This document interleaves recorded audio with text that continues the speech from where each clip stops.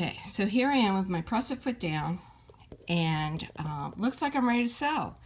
And I'm actually right on the edge, so I'm going to take off the fix, and I'm going to sew in just a couple. And then for me, I'm going to go back up here and say fix. And what that's going to do is that's going to stitch several times in one place. And then, as you can see, I've come up to my pin.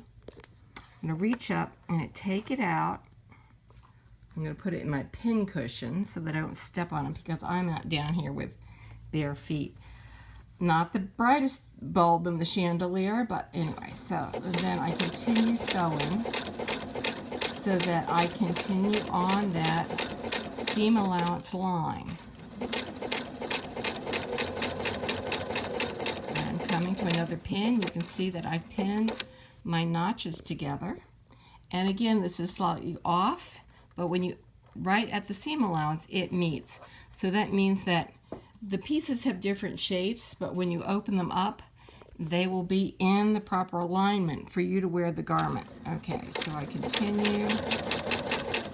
Now I know that my machine will tend to take this and run it down the throat of the machine, which is such a pain because I don't need tangles. So what I'm going to do is I'm going to back up in order to anchor that seam. So I'm pushing this backup button, and then you can either now raise the feed dogs, which would be this button, or I've got a mechanism here where it will cut it and raise the feed dogs.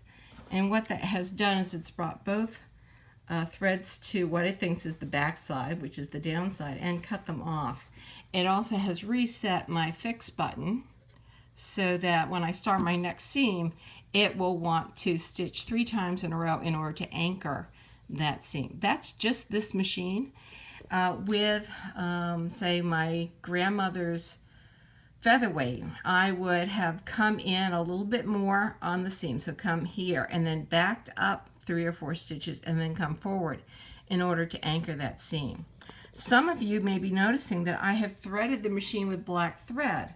Well, that's because this is my muslin and I want to be able to see those seam lines really easily so that if I need to take them out, I know what I'm going to be picking at.